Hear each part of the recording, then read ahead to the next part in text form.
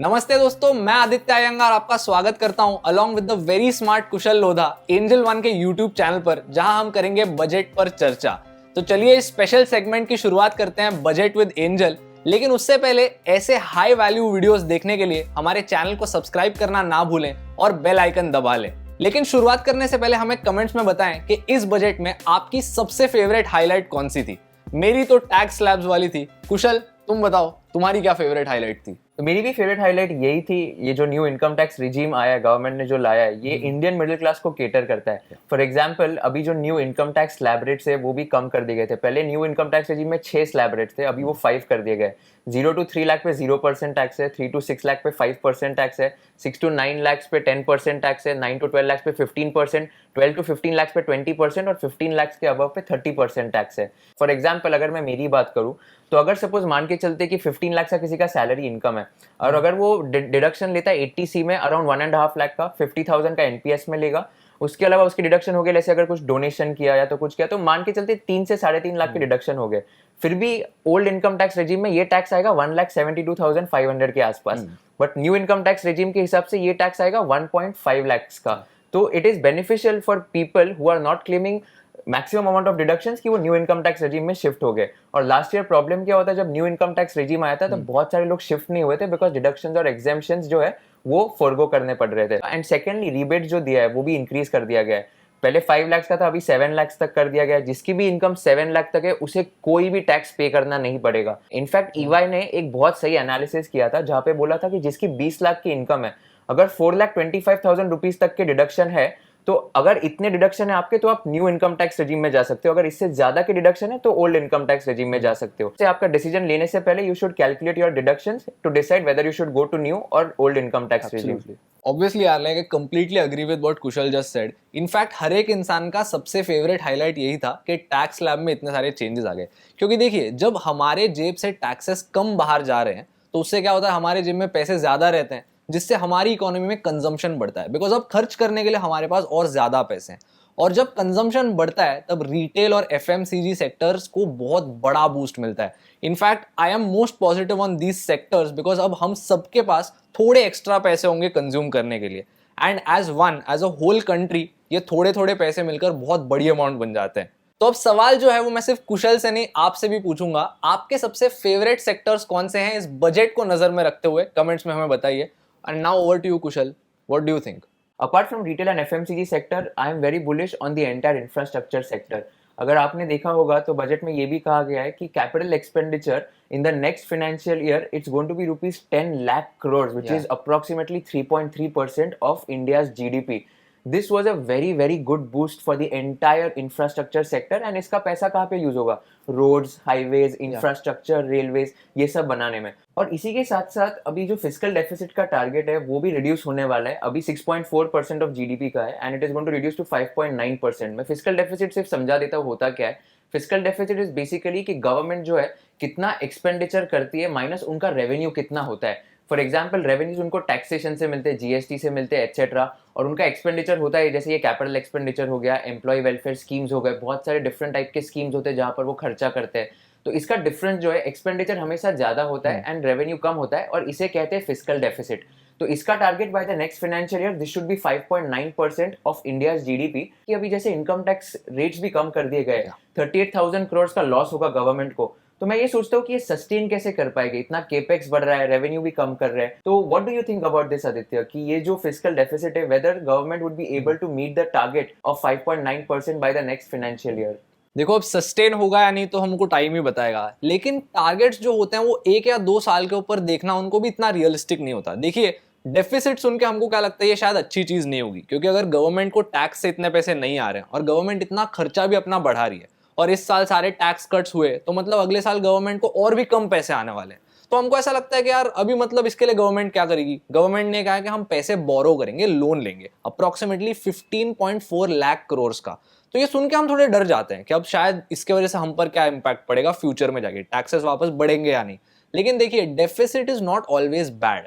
अब ये target meet नहीं हुआ तो भी दैट डजंट नेसेसरीली मीन कि कोई प्रॉब्लम आ गई है, क्योंकि ये जो सारे पैसे हैं डेफिसिट के, वो आप और हम पर ही खर्च होने वाले हैं, पूरी इकोनॉमी पर ही खर्च होने वाला है। इससे हमारे इंफ्रास्ट्रक्चर को इम्प्रूव किया जाएगा, इससे हमारे इंस्टीट्यूशंस को इम्प्रूव किया जाएगा, हमारे एजुकेशन को, हमारी इकोनॉमी को एक क्वालिटेटिव पुश मिलेगा। तो इसके वजह से I don't think that's a problem as such. अगर टारगेट मीट नहीं होता है तो भी कोई इतना बड़ा प्रॉब्लम नहीं है, because I am pretty sure our government knows how to spend that money. वैसे देखिए, एक और बात आती है कि जब हमारी फाइनेंस मिनिस्टर ने सरचार्ज कम करने की बात की हाईएस्ट टैक्स ब्रैकेट पर, इस पर थोड़ी कंट्रोवर्सी हुई, बहुत सारे अलग अलग ओपिनियंस आ गए। लोग कहने लगे कि यार देश में इतनी सारी इनइक्वालिटी भी तो बढ़ रही है, तो सबसे हाईएस्ट टैक्स ब्रैकेट के लिए सरचार्ज क्यों कम किया। And for those who don't know, समझा देता हूँ फटाक से क्या होता है। अब देखिए, अगर आप बहुत ज्यादा पैसे कमाते हो ना, लाइक 5 करोड़ और अबव, तो आपके जो इनकम टैक्स अमाउंट होती है उस पर एक एक्स्ट्रा चार्ज लगता है, जिसको हम सरचार्ज बोलते हैं। तो इसको ऑलमोस्ट 37% से 25% पर रिड्यूस किया गया, एंड इसको बहुत से लोगों ने क्रिटिसाइज किया। तो कुशल, व्हाट डू यू थिंक, ये अच्छा मूव था या नहीं? फैम इंडिया का रिपोर्ट था जहां पर उन्होंने बोला था इंडिया में जो टॉप 21 बिलियनर्स का वेल्थ है ना, that is equivalent to the last 700 million के पीपल का वेल्थ इन इंडिया। तो this is an interesting start कि 21 टॉप 21 लोग are equivalent to 700 million, 70 crore लोग ऑफ इंडिया। इसमें क्या हुआ है कि गवर्नमेंट ने ये रिड्यूस क्यों किया है, बिकॉज फिनेंस मिनिस्टर ने स्पीच में भी ऐसा कहा कि जो मार्जिनल इफेक्टिव टैक्स रेट होता है, जैसे आदित्य ने कहा कि सरचार्ज जो है वो इनकम टैक्स के ऊपर लगता है, तो मैक्सिमम इनकम टैक्स कितना है, 30%। 30 plus 37% surcharge plus 4% cess, this amounts to 42.74%। इसको बोलते हैं marginal effective tax rate. This was one of the highest amongst the globe. इसलिए सरचार्ज 37% से 25% कर दिया, जिसकी इनकम 5 करोड़ से ज्यादा है। एंड अभी मार्जिनल इफेक्टिव टैक्स रेट कितना होगा, 30% पे 25% plus 4% into 1.25 into 1.04 which will approximately भी 39%। तो ये कम किया है। तो बेसिकली ये सरचार्ज रिड्यूस किया गया फ्रॉम 42% इफेक्टिव टैक्स रेट से 39% तक। और इससे क्या है कि जो बेनिफिट दिया जाएगा एचएनआईज को वो भी बहुत ज्यादा होगा, because they now have an incentive to earn more and they can give back to the society.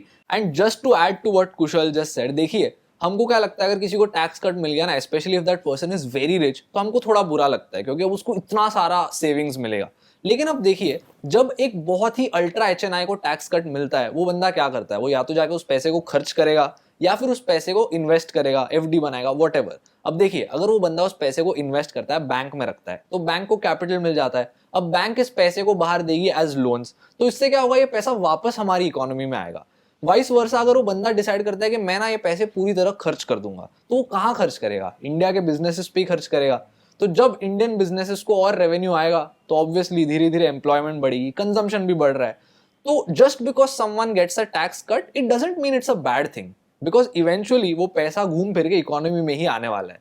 और इतना ही नहीं, कुछ ऐसे टैक्सेशन रिलेटेड चेंजेस भी थे जो फ्रीलांसर्स को और स्मॉल बिजनेस ओनर्स को दिए थे। अब कुशल आपको समझाएगा वो क्या थे। तो बेसिकली इनकम टैक्स में एक सेक्शन होता है 44AD और 44AD है, जिसे प्रिजम्पटिव टैक्सेशन कहा जाता है। तो ये जो रेवेन्यू के लिमिट से ये इंक्रीज कर दिए गए। तो फॉर एग्जांपल कोई बिजनेस कर रहा है और अगर उसका रेवेन्यू ₹2 करोड़ तक है, जो पहला लिमिट था, he can opt for this presumptive taxation scheme. And इसमें ऐसा होता है कि आप 6% ऑफ द रेवेन्यू प्रॉफिट्स दिखा सकते हो, और ये जो 6% है आप इस पे डायरेक्टली टैक्स पे कर सकते हो। ऐसा माना जाएगा कि आपके बाकी के सब expenses are deducted in this profit itself. अभी ये जो 2 करोड़ की टर्नओवर की लिमिट है, ये 3 करोड़ कर दी गई है। तो for any business having a turnover of less than 3 crore, that business can opt for presumptive taxation scheme. And मान लो 3 करोड़ का टर्नओवर है, तो उस पर 6% इज 18 लाख रुपीज, उसको 18 लाख रुपए पे टैक्स पे करना पड़ेगा। सिमिलरली वर्किंग प्रोफेशनल्स के लिए, अगर कोई चार्टर्ड अकाउंटेंट है या तो कोई लॉयर है, ये प्रोफेशनल्स के लिए भी गवर्नमेंट ने 50 लाख पहले लिमिट था, 50 लाख से 75 लाख का लिमिट कर दिया गया है। और इस पे ऐसा होता है कि आपका जितना रेवेन्यू है उसका 50% आप प्रॉफिट दिखा सकते हो, और ये 50% पे आपको टैक्सेशन भरना पड़ेगा। तो ये सब बेनिफिट्स दिए गए in the presumptive taxation scheme, and it will help a lot of freelancers and working professionals to avail this particular scheme. And ये जो बेनिफिट्स है ना, इसके वजह से मेरे हिसाब से it is now the perfect time to start business in India. और बिजनेस स्टार्ट करने की बात करें तो कुछ कहने को बचा ही नहीं। हमारी गवर्नमेंट का बजट पिछले कुछ सालों से बहुत ही ज़्यादा स्टार्टअप फ्रेंडली बजट रहा है। अब देखिए, स्टार्टअप अगर आप स्टार्ट करते हो तो आपको एक इनकॉर्पोरेशन बेनिफिट मिलता है। तो इस इनकॉर्पोरेशन बेनिफिट की जो डेट होती है ना, वो 1 और साल से एक्सटेंड कर दी गई है। उतना ही नहीं, जब आप एक नए बिजनेस होते हो, आपको गवर्नमेंट बोलती है कि आप टैक्स लॉस कैरी फॉरवर्ड्स का फायदा उठा सकते हो। मतलब एक नया बिजनेस स्टार्ट में इतने प्रॉफिट्स नहीं बनाता, तो जब वो जाके प्रॉफिट बनाता है ना, तब उसको उस प्रॉफिट पे कुछ सालों के लिए टैक्स देने की जरूरत नहीं होती, जब तक वो अपने सारे लॉसेस को रिकवर ना कर ले। तो ये पीरियड पहले 7 साल का होता था, इसको गवर्नमेंट ने एक्सटेंड करके 10 साल कर दिया है। मुद्दा ये है कि this is one of the best times to start your own business in India. Anyway Kushal, what do you think, is there something that was missing from the startup portion of this budget? पहली चीज जो missing थी कि taxability of ESOPs, employ stock options. तो मैं आपको समझाता हूँ, बहुत सारे स्टार्टअप्स में स्टार्टिंग में सैलरी नहीं दी जाती लोगों को बिकॉज फंड रेज नहीं हुआ होता है स्टार्टअप का। तो फाउंडर्स क्या करते कि एम्प्लॉय स्टॉक ऑप्शंस देते, यानी कि इक्विटी देते एम्प्लॉयज को, और आगे जाके ये एम्प्लॉयज वो इक्विटी वेस्टिंग पीरियड के बाद, मतलब जो एक बार लॉक इन पीरियड खत्म हो गया, ये इक्विटी वो रिडीम कर सकते हैं जो भी वैल्यूएशन चल रहा है वो कंपनी का, उसके बेसिस पे। तो अभी प्रॉब्लम क्या होता है इंडिया में, ये taxability of ESOP is happening at 2 times. एक बार जब ये वेस्टिंग हो जाता है, और दूसरा जब ये एम्प्लॉय एक्चुअल में इक्विटी सेल करता है। वेस्टिंग का मतलब है कि अगर 1 साल का वेस्टिंग पीरियड है तो 1 साल बाद आपकी इक्विटी ऑटोमेटिकली वेस्ट हो जाएगी, मतलब आपको राइट है कि आप ये इक्विटी सेल कर सकते हो कभी भी फ्यूचर में। बट बहुत सारे एम्प्लॉयज ये ऑप्शन एक्सरसाइज नहीं करते बिकॉज उनको पता है कि ये कंपनी की वैल्यूएशन और बढ़ेगी, और जब वो वैल्यूएशन बढ़ेगी तब मैं सेल करूंगा ये स्टॉक। तो आज इंडिया में प्रॉब्लम ऐसा है कि taxability on ESOP is happening at the time of vesting as well as at the time of sale. But western countries में taxability on ESOPs is happening only at the time when the employee is selling that equity to someone else. तो ये एक change expected था जो कि हुआ नहीं है। एंड दूसरा जो एक चेंज हुआ है विच वाज नॉट एक्सपेक्टेड, इसकी अभी जो 56(2)(7) का सेक्शन है, जो एंजल टैक्स का सेक्शन है, ये एनआरआईज के लिए भी एप्लीकेबल कर दिया गया है। तो मैं इसका इम्पैक्ट बताता हूँ क्या होगा। बहुत सारे startups they raise money from foreign investors, जैसे टाइगर ग्लोबल, सेक्वाया, या तो ये जितने भी फॉरेन इन्वेस्टर्स है उनसे पैसा रेज करते हैं जिनके यूएसए में ऑफिसेज इनकॉर्पोरेटेड है। तो प्रॉब्लम क्या होगा कि ये लोग भी they will come under the purview of this scheme of angel tax. And ये इन्वेस्टर जो है टाइगर ग्लोबल, अल्फावेव ग्लोबल, जो फॉरेन इन्वेस्टर्स है, इन्हें अभी टैक्स पे करना पड़ सकता है बिकॉज ऑफ दिस इंसर्शन कि ये एनआरआई में आ जाएंगे। बट इसके वजह से आगे जाके फिर फंडिंग में भी प्रॉब्लम आ जाएगा, and this would not incentivise foreign investors to put money into the Indian startups. तो मेरे हिसाब से ये 2 चीजें जिसकी वजह से मैं थोड़ा डिसअपॉइंटेड हूँ। बट तू बता, तुझे क्या लगता है कि ऐसे कौन से पॉइंट्स है जो तू एक्सपेक्ट कर रहा था बजट में आएंगे बट वो आए नहीं, and it did not fulfil your expectations? Honestly अगर मैं मेरी बात करूं तो मुझे ऐसा लगा कि एग्जेम्पशंस जो होते हैं वो शायद थोड़े ट्वीक किए जा सकते थे। जो हमारे सेक्शन 80C 80D वाले हैं, ये सबको पता है कि एग्जैक्टली क्या एग्जेम्पशंस होते हैं। तो इसकी जो लिमिट होती है 1.5 लाख की, वो शायद 2.5 तक ली जा सकती थी, क्योंकि देखिए ये थोड़ा एक्सपेक्टेशन हर एक इंसान को था। लेकिन अब देखिए जो टैक्स रेट्स गवर्नमेंट ने चेंज किए वो तो वेलकम ही थे, उससे ही काफी सारी सेविंग्स हो रही है, तो इसके लिए इसका दुख इतना भी नहीं हुआ था। मतलब overall I expected some changes here, but that doesn't mean I am unhappy. Tax rate में जो सारे चेंजेस थे उससे मैं काफी सहमत हूँ। लेकिन अब मेरा ये सवाल आता है कि बजट के टाइम पे इतनी वॉलेटिलिटी क्यों होती है, and how does one plan his investments around the budget? तो यार मैं देखो एक इंटरेस्टिंग फैक्ट बताता हूँ, ठीक है। तो इसे कहते हैं द बजट इफेक्ट। होता क्या है कि प्री बजट डे पे the markets remain very volatile because a lot of people are expecting कि कुछ अच्छा आने वाला है बजट के बाद। And usually markets go down on the budget day, या तो वॉलेटाइल रहते हैं क्योंकि कोई announcement they meet the expectations, कोई announcement doesn't meet the expectations etcetera. Last 5 years में फरवरी मंथ में 2.8% का एवरेज डिप हुआ है in the last 5 years in Nifty. हमेशा ऐसा ही ट्रेंड होता गया है। एंड इसका रीजन ऐसा है कि people buy the rumour and sell the news. मतलब क्या कि वो रूमर अगर कुछ होगा कि आपके बजट में ऐसा आने वाला है तो they buy that rumour and sell the news. मतलब है कि न्यूज आने के बाद अगर एक्सपेक्टेशंस मीट नहीं हो गया, कि पहले से ही मैं ओवर हाइप था कि मुझे पता था कि ये होने ही वाला है, बट वो अगर नहीं होता है तो then they sell the news. For example, बहुत लोगों को ये एक्सपेक्टेड था कि लॉन्ग टर्म कैपिटल गेन्स जो है उसका एग्जेम्पशन लिमिट या तो बढ़ाया जाएगा फ्रॉम ₹1 लाख, या तो वो पूरा निकाल दिया जाएगा, क्योंकि एसटीटी जब आया था, सिक्योरिटीज ट्रांजैक्शन टैक्स, वो आने के बाद that was the only motive कि एलटीसीजी को एग्जेम्प्ट किया गया था। अभी दोनों है, सिक्योरिटीज ट्रांजैक्शन टैक्स भी आपको पे करना है, long term capital gains tax भी आपको पे करना है। तो ये एक्सपेक्टेशन मीट नहीं हुआ तो मार्केट नीचे चला गया। केपेक्स की जब अनाउंसमेंट हुई, गवर्नमेंट ने बोला कि ₹10 लाख करोड़ का हम लोग केपेक्स करेंगे इन द नेक्स्ट फिस्कल ईयर, तभी मार्केट शॉर्ट अप। ये 11:30 बजे की बात है।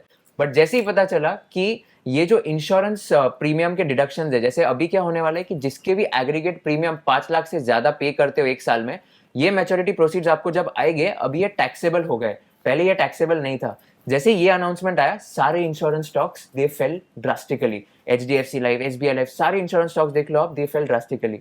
तो इसका मतलब क्या कि people buy the rumour and sell the news. तो एक्सपेक्ट ज्यादा कर लेते हैं, अगर मीट नहीं हुए तो मार्केट नीचे चला जाएगा, अगर एक्सपेक्ट इतना करते और अगर मीट हो गए तो मार्केट ऊपर चला जाएगा। तो बहुत सारे फैक्टर्स होते हैं जिसकी वजह से स्टॉक मार्केट्स मूव होता है और वॉलेटाइल होता है। But to be honest, if you ask me about my conclusion, I am extremely bullish when it comes to the future of the Indian economy. What do you think? तेरे क्या thoughts है इस पे? I completely agree with this. In fact अगर आप India पर bullish नहीं हो तो क्या ही पॉइंट है यार। हमारे कंट्री में करोड़ों लोग हैं, इतना बड़ा मार्केट है, अपॉर्चुनिटी अगर है तो वो इसी देश में।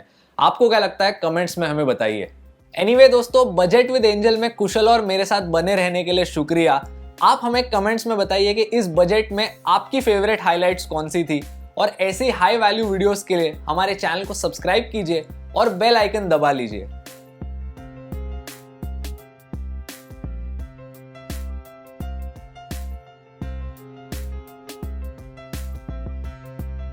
Investments in securities market are subject to market risks. Read all the related documents carefully before investing.